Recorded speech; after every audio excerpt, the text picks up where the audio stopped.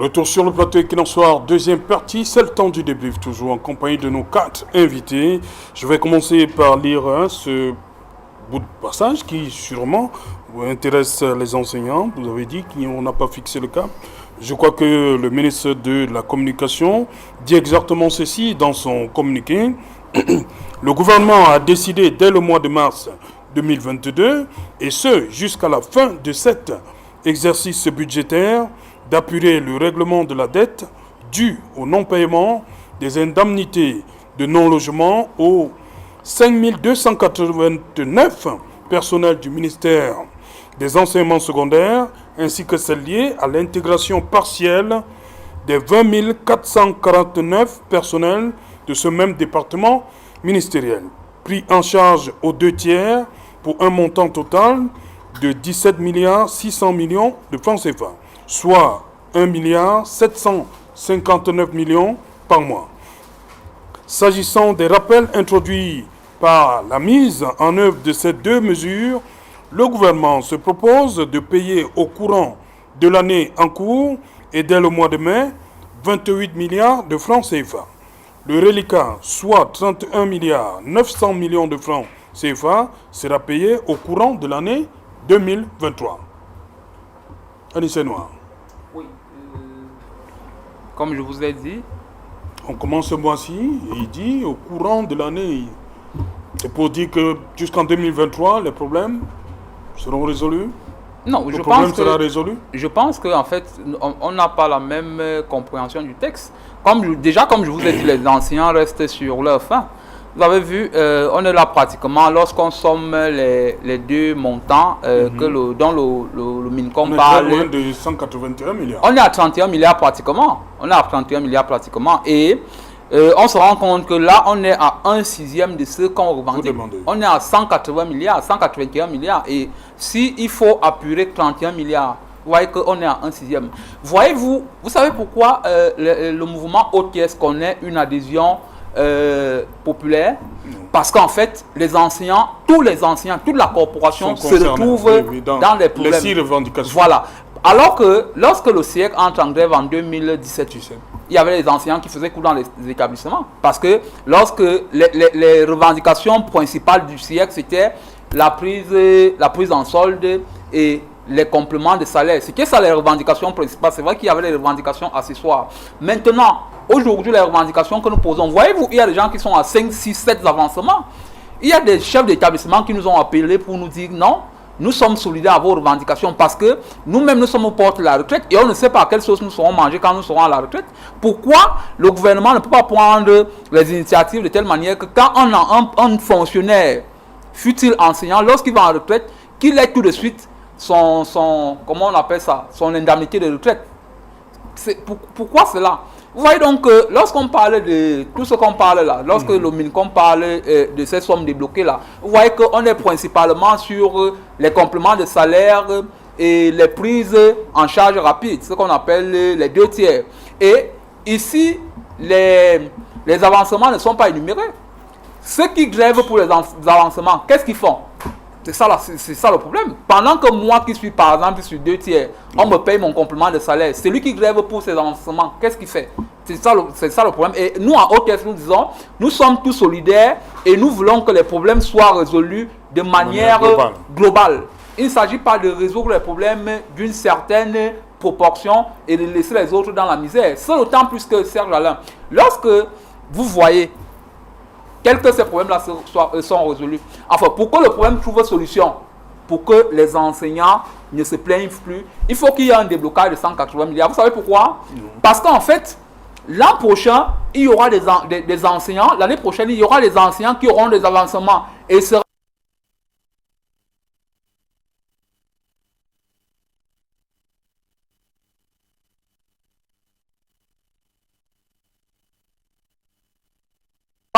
fera encore c'est-à-dire payer les 50 milliards et maintenant commencer, parce que ce système même de 2/3 là, c'est ça qui cause le problème, c'est ça même qui gonfle la dette. Oui. C'est ça qui gonfle la dette avec les compléments des 2/3 et autres, c'est ça qui gonfle la dette. Si on prenait en charge un enseignant quand il sort de l'école, c'est-à-dire on lui dit bon, on commence à te payer ton salaire, il n'y aurait pas cette dette-là. Si on paie dans la dette aujourd'hui et que les mêmes problèmes se posent demain, on dit souvent les mêmes causes produisent les mêmes effets. On va tomber dans les mêmes travers et les enseignants vont opposer les mêmes problèmes. Et quand on va les poser, l'homme, le citoyen lambda va dire non, vous enseignants, vous exagérez. Pourtant, nos problèmes sont réels. C'est de ça qu'il est question, Serge Alain. Voilà, docteur Monod, les enseignants, le ministre de la Communication a essayé, comme je peux, de voir un peu plus clair. Jusqu'en 2023, ils pensent qu'on peut commencer à résoudre le problème jusqu'en 2023. Mais à suivre Anissé Noah, ce n'est pas encore ça. Je pense déjà que nous assistons à un tsunami dans un verre d'eau, comme on a l'habitude de le dire. 4 ministres qui sont mobilisés pour venir reprendre ce que le président de la République aurait inscrit. Je pense que c'est une perte de temps. On aurait tout simplement laissé le ministre de la Communication. La sortie d'aujourd'hui était inscrite dans la correspondance d'hier. Je l'ai précisé tout à l'heure que nous étions plutôt dans une certaine théâtralisation de la réponse de l'État qui a un effet simple, celui de la communication, essayer d'alerter les masses pour faire comprendre que l'État du Cameroun a pris le problème à bras le long le corps et que forcément si par hasard les enseignants persistent, qu'on sache qu'ils ne sont pas de bonne foi parce que l'équipe gouvernementale s'est mobilisée. Donc je pense que ce n'était pas vraiment important, c'était tout simplement pour venir rappeler cela. Bon, il y a derrière, comme je ne fais que le dire, un effet de communication. Ça, c'est d'abord la première chose à noter. La deuxième, c'est que ce sont des solutions mesurettes, ciblées, qui ont une intention réelle démobiliser le mouvement. C'est-à-dire que au lieu de gérer globalement les différentes revendications, on sélectionne celles qui sont solutionnables de manière facile, on les désintéresse et ils quittent le mouvement pour donc rester avec quelques-uns. Donc ça peut rentrer dans cette stratégie de démantèlement du noyau dur du mouvement, lorsqu'on sait que dans les actions collectives au Cameroun, c'est beaucoup d'égoïsme. Donc dès que quelqu'un est désintéressé, il quitte le bateau. Et le gouvernement le sait, il essaie un peu de surfer sur cette dynamique-là. Troisième chose, ce sont toujours ces manigances qui sont produites pour endormir, donc des solutions endormissantes. Voyez-vous, vous devez 181 milliards aux individus, aux citoyens. Vous décidez de débloquer 30. Et comme les Camerounais sont frileux des chiffres, personne ne va faire le ratio. Personne ne va chercher à savoir qu'est-ce que ça représente dans la demande globale. On dira tout simplement, vous les enseignants, vous exagérez.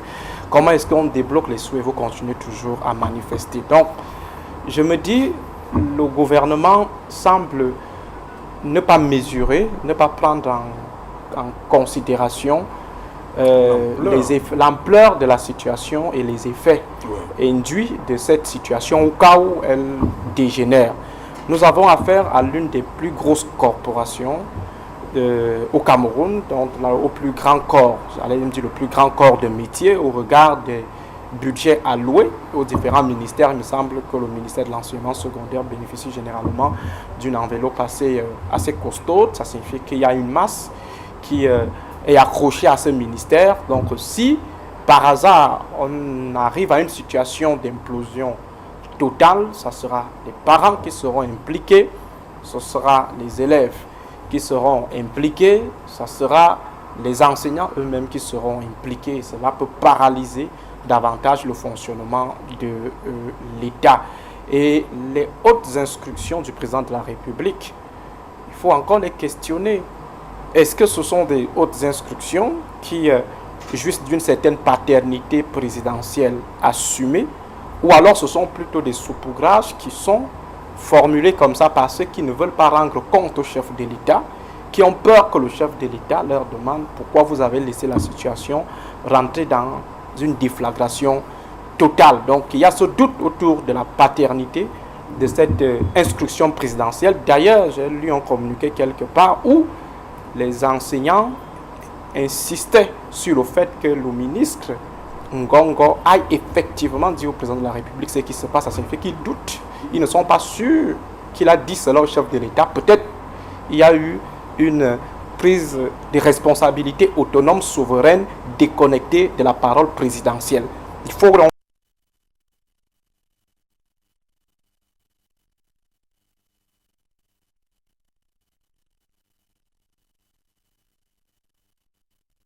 le président de la République fasse par exemple une sortie pour se prononcer, pour rassurer les enseignants, parce que les crises au Cameroun, ça commence toujours petit à petit. Boko Haram a commencé petit à petit. En 2010, le ministre Amadou Ali avait commis un rapport pour alerter les services de renseignement, le gouvernement. On a pris le rapport, on a jeté.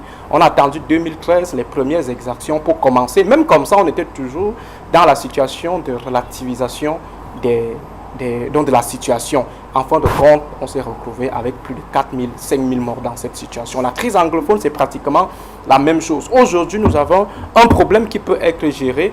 Je l'ai dit tout à l'heure, peut-être qu'il y a des problématiques comme celle du statut de l'enseignant qui peuvent être révisées, statut particulier de l'enseignant qui peuvent être révisés.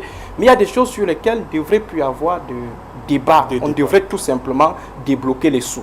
On va convoquer un bon nombre de crises qui affectent et affaiblissent le budget, le trésor, les caisses de l'État. Mais seulement lorsqu'on voit le fonctionnement princier de certains corps de métier, lorsqu'on voit la gabegie financière dans laquelle certains prospèrent aujourd'hui, lorsqu'on voit des châteaux qui sortent de partout avec des détournements. Imaginez, on détourne dans un État des milliards, mais l'État continue de fonctionner. Ça signifie que cet État a de l'argent. Si vous, monsieur Serge Alain Autou, vos enfants ramassent 10 000 chaque jour et puis le ménage continue à fonctionner, ça signifie que vous en avez assez. Donc, l'État ne peut pas poser le problème crise sur cette situation parce que si on doit rentrer dans la résilience, si on doit serrer la ceinture, il faut que les tailles de tout un chacun subissent la fermeture de la ceinture. Mais si c'est que les autres ont de plus en plus les ventres arrondis et donc sont appelés à mincir les leurs, il y a problème. Et c'est cette injustice sociale qui, ma foi, choque davantage les enseignants. Si la situation était globale, donc c'est-à-dire que tous les corps de métier, tout le monde a des problèmes parce que nous sommes sous tension de trésorerie, nous n'avons pas de sous, mais du moment où chacun certains se taillent un train de vie princier et on demande alors aux autres d'entrer dans la résilience, ça signifie qu'on se fout de la gueule des enseignants. C'est pourquoi l'État doit trouver, ma foi, une solution urgente, une solution plus responsable, éviter surtout la politisation, parce que c'est l'un des leviers sur lequel on a activé, pour essayer de démanteler et de délégitimer le combat qui est mené par le mouvement aujourd'hui. Il faut qu'on évite de politiser, parce que lorsqu'on politise, c'est qu'on rend les autres, on fait comme si les autres étaient des marionnettes des enseignants du secondaire, que ce soit du secondaire ou de l'éducation de base. Ce sont quand même des gars qui ont des backgrounds. Peut-être parce qu'ils n'ont pas eu la chance de prospérer en thèse et tout, mais ce sont des gars qui ont un background solide. Ça signifie qu'on ne va pas présumer que leurs revendications émanent d'une certaine rationalité instrumentale ou instrumentaliste d'un camp politique. Et d'ailleurs, le rôle des hommes politiques, c'est de recycler ces problèmes dans l'espace politique, parce que l'espace politique, c'est l'espace décisionnel, que ça soit politique, vous avez utilisé un terme plus... Vous n'avez pas voulu dire récupérer? Même la récupération, oui. Parce que les hommes politiques, ce sont des revendeurs des causes sociales. Ils se nourrissent de ça. Voilà, donc si par hasard un leader politique se décide de se mettre en marche des problèmes sociaux, forcément il n'a pas de... Voilà, donc on va toujours se poser la question de savoir, mais ce mec il cherche quoi? Il veut tout simplement venir prendre nos voix. Or, quand nous avons nos soucis, il n'est jamais là. Voilà. Donc la récupération politicienne des problèmes sociaux, c'est le fondement même du jeu. Parce que si le président de la République, lui, décide de ne pas récupérer le problème des enseignants, quelle est donc la pertinence, en fait, de sa posture de président de parti? Si Maurice Kamto n'arrive pas à récupérer le problème des enseignants, si Joshua aussi n'arrive pas à les récupérer, ça signifie qu'ils n'ont absolument aucun rôle à jouer, ils n'ont aucune place dans la scène. Donc on ne peut être dans la scène politique que si on est d'abord un porteur de cause. Il faut porter la cause, et moi je me dis, les gens comme le ministre Grégoire Ouona, peut-être ils sont animés par d'autres rationalités, mais sur ce coup, donc ça veut dire la sortie sur l'instrumentalisation et sur la récupération, il fait totalement fausse route. Il n'y a aucune démocratie où les leaders sont totalement insensés ou indifférents aux différents problèmes qui sont posés par leurs concitoyens. Voilà. Influence? On a suivi la sortie du MINCOM. Oui. Donc les enseignants sont mieux placés que nous pour apprécier. Oui. Est-ce qu'ils continuent de faire confiance au pouvoir public? Je crois que oui, parce que là maintenant, il y a eu concertation. Et si on peut appeler ça mouture, c'est la mouture finale. Oui. Le MINCOM sort, c'est le porte-parole du gouvernement qui leur dit, écoutez, à partir du mois de mars, voilà ce que nous allons faire. On va payer graduellement jusqu'en 2023. Je crois simplement qu'on est en train de chercher un apaisement. Et cet apaisement qui est accompagné aussi de rémunération, je crois qu'un tien vaut mieux de tu l'auras. Alors il faudrait quand même que les enseignants aussi essayent de baisser la garde, d'accepter ce qu'ils veulent proposer. On a toujours supporté baisser la garde à chaque fois. On a fait que cela jusque-là. Voilà, peut-être Michel Florent. En fait, nous recherchons quoi sur le plateau? C'est la paix un peu, que les enseignants soient satisfaits, que le gouvernement joue pleinement son rôle. Bon, maintenant, quand le porte-parole du gouvernement sort et vous lit, vous donne un communiqué comme celui-ci, bon, qu'irons-nous encore dire? Je crois qu'on n'est pas en passe de rectifier non plus. Donc, il revient maintenant aux enseignants de renégocier la chose autrement dans le cas où ils ne sont pas satisfaits. Il faut encore s'asseoir. Encore les négociations. Docteur Mounon n'aime pas trop ces négociations. Je crois aussi que compte tenu de la situation économique du pays en ce moment, vous allez me dire non, on a vu la canne, non, on a donné de nouvelles voitures à l'administration centrale. Je crois qu'il y en a qui s'agrippent un peu là-dessus, mais je voudrais revenir sur la masse. Oui. C'est-à-dire que numérique des enseignants, oui. Ils sont bien nombreux et je crois que la résolution des problèmes de l'enseignant n'est pas une affaire de véhicules. C'est infime les véhicules. C'est vrai, c'est à coup de millions, me direz-vous, de milliards même. Ça frustre, c'est vrai. Le moment de timing. Ce sont ces sous-préfets-là qui nous tapent sur les doigts dans les établissements. Je souhaite justement... Les enseignants disent que le timing n'était pas bon. Oui, je souhaite justement qu'on essaie de résoudre des problèmes d'une autre façon. C'est-à-dire que ceux qui sont déjà intégrés, qui ont des problèmes de rappel, mais ça coûte quoi de leur donner ces rappels-là tout de suite? Ceux qui revendiquent des avancements, en ce mois que les avancements sont ceux qu'on traite par les avancements de tout le monde, c'est sur l'urgence. C'est-à-dire que si ceux-ci revendiquent le non-logement, qu'on leur verse leur non-logement, quitte à ce qu'on harmonise donc par la suite et qu'on paye graduellement jusqu'en 2023. On a besoin d'une incidence significative qui amène l'enseignant à se sentir revalorisé, à réaliser qu'il est effectivement pris en considération dans le pays. Parce que voyez-vous, le travail que l'enseignant abat tous les jours, ce n'est pas du chocolat. Il y en a qui, parce qu'ils travaillent hors de la ville, traversent la ville endormis à 4h30 du matin pour se retrouver dans une gare routière, pour emprunter un véhicule, pour rejoindre, n'est-ce pas, le poste de travail, parce qu'à 7h30, ils doivent être là.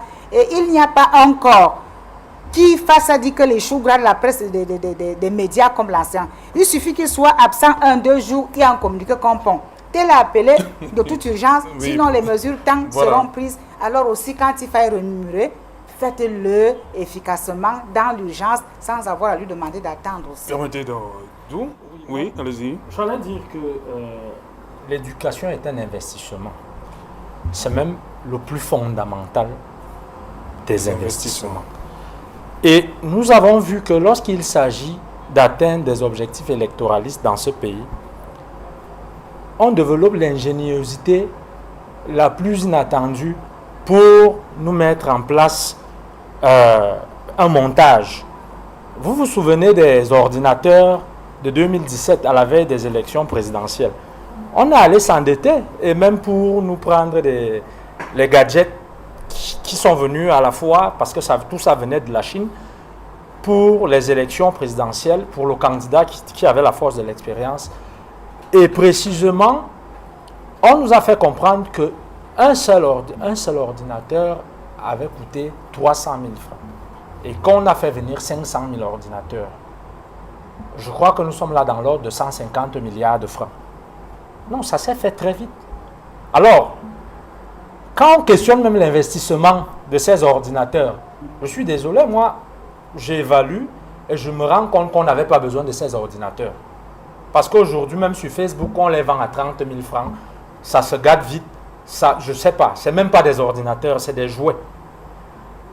Voilà donc les enseignants. Parce que quand on s'exprime comme si c'était une question humanitaire, comme si c'était une faveur qu'on leur faisait, non seulement c'est un intrant en termes de tout ce qu'il peut y avoir comme valeur, tout ce qu'il peut y avoir comme activité dans ce pays, c'est un investissement et on ne doit pas blaguer, on ne devrait même pas être en train de faire ce qu'on fait là, c'est un investissement. Donc, pour ma part, ils doivent trouver les 181 milliards. Ce n'est même pas...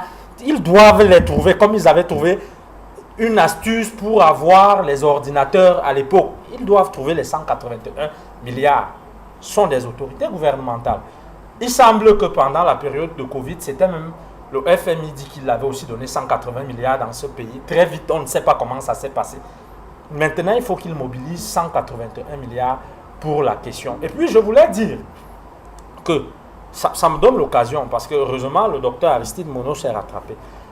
Et ceux qui me connaissent dans les débats, je l'ai toujours dit. La récupération politique, c'est un faux mot. C'est la mauvaise culture politique du RDPC qui a fait que, peut-être par objectif d'abrutir les masses, qu'on soit toujours en train de parler de la récupération politique. Mais précisément, la scène politique, elle est faite de ce volet-là. Le volet de la compétition et le volet des politiques publiques. Et lorsque, dans les politiques publiques, vous avez montré l'échec, votre capacité à gouverner le pays, vous ne l'avez pas. Tout ce que nous voyons, c'est que vous développez une ingéniosité de façon à pouvoir perdurer au pouvoir. C'est qu'un politologue dans ce pays a appelé le gouvernement perpétuel. C'est là où on vous voit. Quand il s'agit des détournements, des vols, puisque ce n'est pas moi qui le dis, il y a des membres, plusieurs membres du gouvernement sont à Koningui aujourd'hui. Là, on vous voit. Et comment des partis politiques d'opposition ou même alliés ne doivent pas s'intéresser aux questions qui se posent dans notre société, surtout quand c'est des questions cruciales comme celle-ci. C'est même à ce moment donné là que le parti politique d'opposition doit se mettre devant et pour dire à ces enseignants, nous vous soutenons à 100%. Nous sommes des Camerounais, nous sommes des parents, nous sommes des enseignants. Donc, quand un ministre se lève pour dire qu'on vous instrumentalise, je crois qu'il n'a rien compris. C'est sa mauvaise culture politique qui fait que... Peut-être qu'il le dit de conviction. Il est tout secrétaire général d'un parti politique. Non, il faut qu'il prenne des leçons politiques. On ne vous instrumentalise pas. Ceux qui s'associent à vous sont des parents. Ils ont à cœur que les problèmes du pays se résolvent et surtout quand il s'agit d'un investissement fondamental comme celui qui est l'éducation. Ok. Voilà, oui. Permettez que je place. Le ministre Sadi dit qu'au regard de tout ce qu'il a énoncé ce soir, ça va permettre d'améliorer le statut, la carrière et les conditions de vie des enseignants. Il vous demande tout naturellement, il en appelle à votre sens du patriotisme, du civisme et le sens de responsabilité.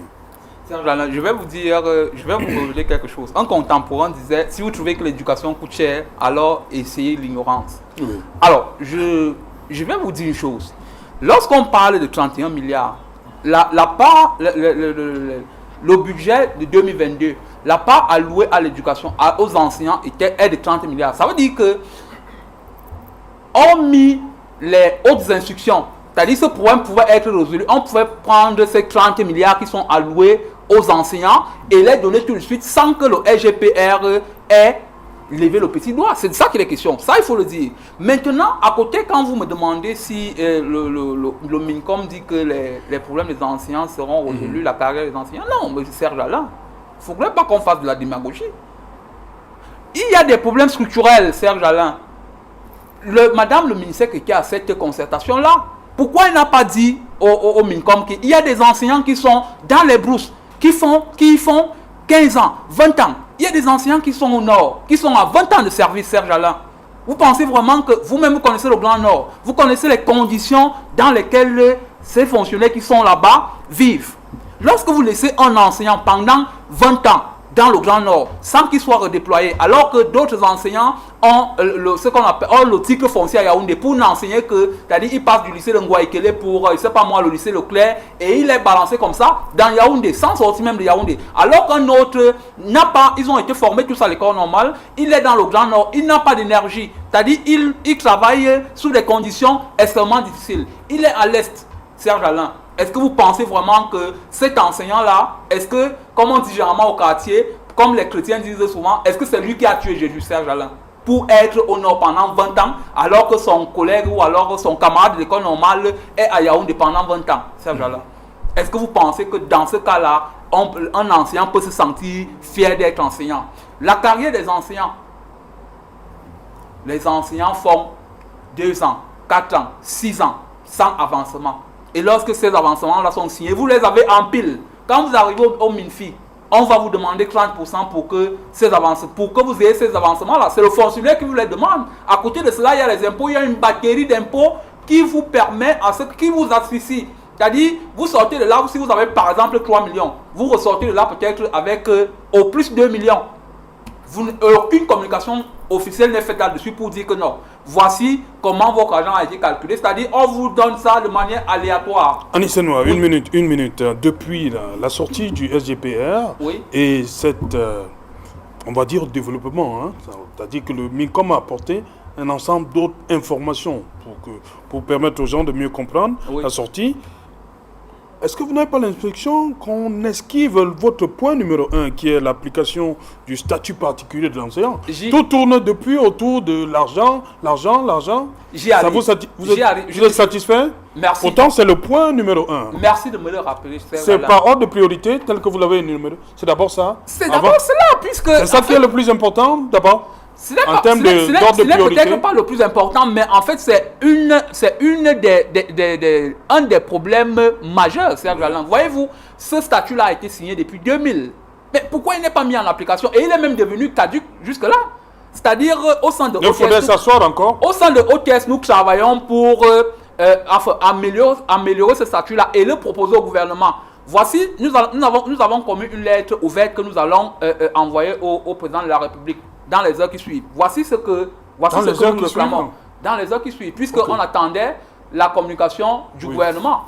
On ne pouvait pas anticiper. Voilà, on ne pouvait pas anticiper. Donc, cette lettre-là, nous l'avons écrite et nous allons la publier puisque nous n'avons pas l'adresse du président pour la lui donner en main propre. Donc, ce sera une lettre ouverte. Voici en fait ce que nous proposons, parce qu'il s'agit des propositions. Inscrire le ministère des Finances du déblocage pour l'appurement de la dette de l'État due à l'enseignant, soit 180 milliards. Inscrire le MINFI de la définition d'un échéancier, ce dont je parlais tout à l'heure, c'est-à-dire qu'on nous donne un intervalle pour nous dire non, on va résoudre vos problèmes de telle date à telle date, et que à la fin de cette date-là, on trouve vraiment si les problèmes ont été résolus.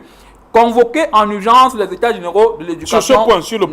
Sur le point de l'échéancier, à lire tout ce qu'on a comme document jusqu'ici, c'est de mars 2022 à décembre 2023. Serge Alain, vous avez été au lycée, vous avez fait la notion d'intervalle. Ça veut dire un intervalle pas d'un point pour un autre. Ça veut dire qu'au cours de cette période-là, on va évaluer si cela a été fait. Parce que quand on dit, vous savez...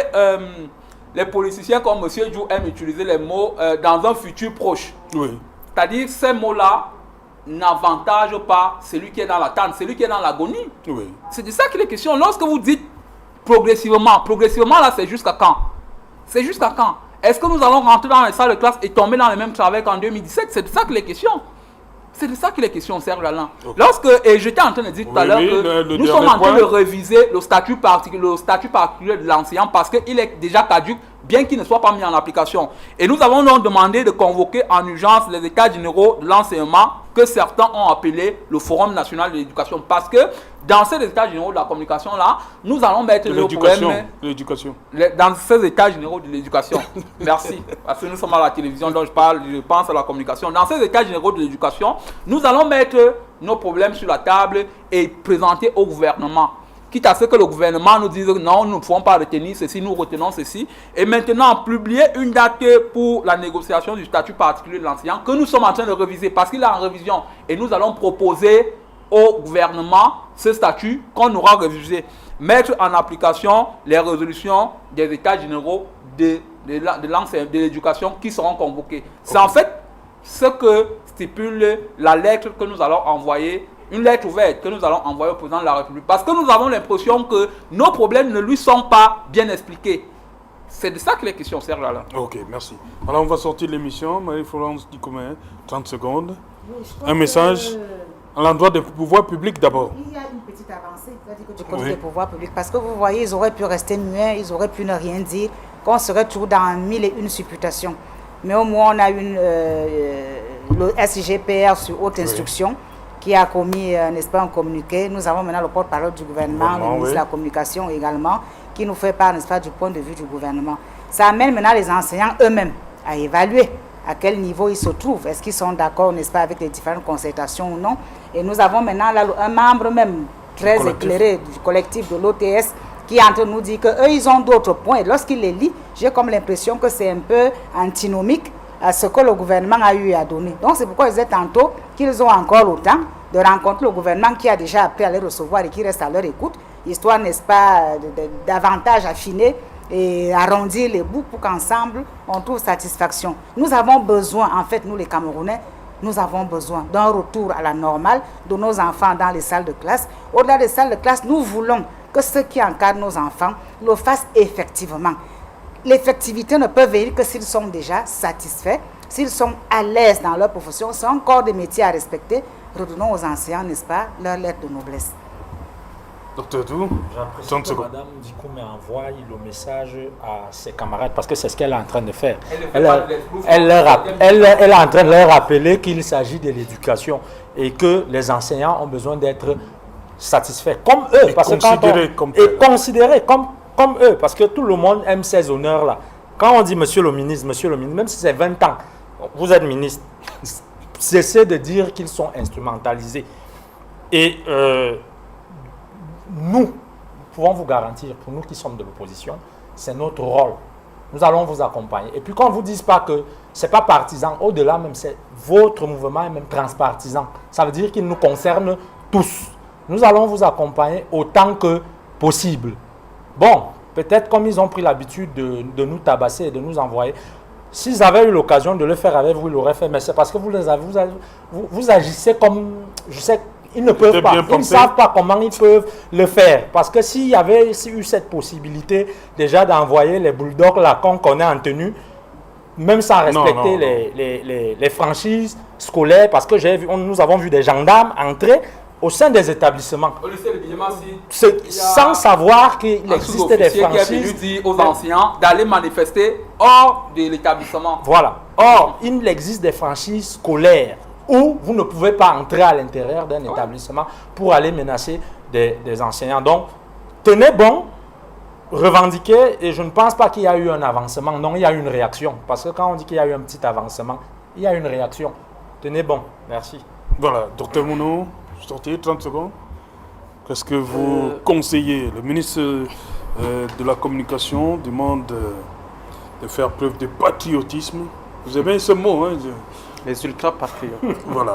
Les ultra-patriotes. Déjà, permettez-moi de tirer un très grand coup de chapeau aux communicants du RDPC ce soir. Je pense que ceux qui l'ont envoyé sur ce plateau ne devraient pas lui faire payer la note de son objectivité. Elle a été assez objective.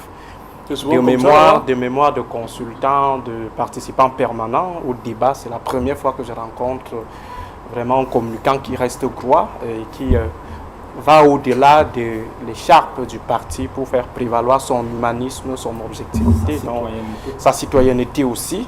Donc voilà, ça c'est la première chose. La deuxième, il faut dire que la gesticulation, c'est l'art de faire semblant d'avancer en faisant le pas sur place. Donc on peut estimer, sans risque de se tromper, que ce qui a été fait ce soir relève de cette gesticulation, l'art de faire semblant d'avancer en faisant le pas sur place. Maintenant, mon message de ce soir va à l'endroit des responsables des lycées, les proviseurs zélés, les censeurs zélés, qu'ils comprennent que l'acteur rationnel, pas l'acteur rationnel, le passager clandestin, n'est pas du tout sérieux, n'est pas du tout honnête. Le passager clandestin attend que les autres poussent la voiture. Dès qu'elle démarre, il est le premier à aller occuper une place à la cabine. Maintenant qu'on Et pousse, généralement, il est à côté. Il y en a qui sont souvent dans la voiture. Hein. Effectivement. Maintenant, lorsque la voiture démarre, ils sont les premiers. Je suis convaincu que lorsque ces enfants finiront par exposer leur vie, finiront par obtenir quelque chose de l'État du Cameroun, ce sont ces proviseurs bourreaux, censeurs bourreaux, qui seront les premiers à aller s'aligner devant les banques à partir de 3 heures du matin. Donc il faut qu'ils comprennent que c'est un problème qui concerne tout un corps. Certes, vrai, ils ont acheté très cher, peut-être leur poste ici à Yaoundé, mais il faut qu'ils sachent que le travail qui est en train d'être mené par ces enfants, c'est pour le futur, c'est pour tout le monde à la fois.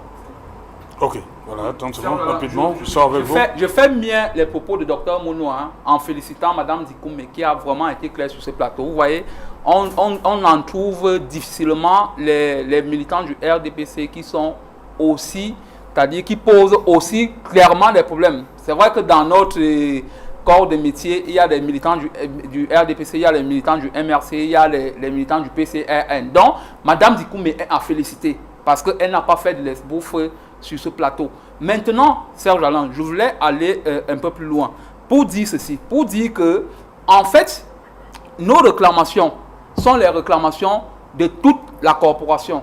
Alors, ces chefs d'établissement-là qui empêchent les manifestants ou alors qui empêchent les anciens de manifester, ils ne sont pas en marge de ces réclamations-là. Voyez-vous, Serge Alain, moi je suis républicain. Tout ce qui touche à la République, alors j'en fais mon problème personnel, je suis républicain. Alors, il est donc inadmissible, ou alors, je ne comprends non pas pourquoi monsieur le ministre peut nous parler du sens du patriotisme, parce que beaucoup d'entre nous, alors la majorité, la quasi-totalité des enseignants sont républicains. Parce que si quelqu'un fait 10-15 ans dans l'arrière-pays, 10-15 ans dans le Grand Nord, à Figuil, à Tchadibali, etc., vous devez comprendre qu'il est républicain. Et quand il vous dit qu'il a trop supporté, alors tendez lui l'oreille pour comprendre vraiment ses problèmes. Merci. Voilà, merci. Merci Anissé Noir. Merci. C'est le deuxième passage en une semaine. C'est énorme, hein? Merci. Merci Michel Florence Dikoumé. C'est moi qui vous remercie, Serge Alain. Voilà, merci. Dr Mono, merci. Merci beaucoup. Merci Serge Alain et bon séjour à Yaoundé. Voilà. Merci Dr Dou. Merci Serge Alain. Voilà. Merci. Merci beaucoup. Madame, Monsieur, nous sommes arrivés au terme de ce numéro Equinox Soir, le dernier. La semaine, c'est demain à partir de 19h. Bonsoir, les enseignants.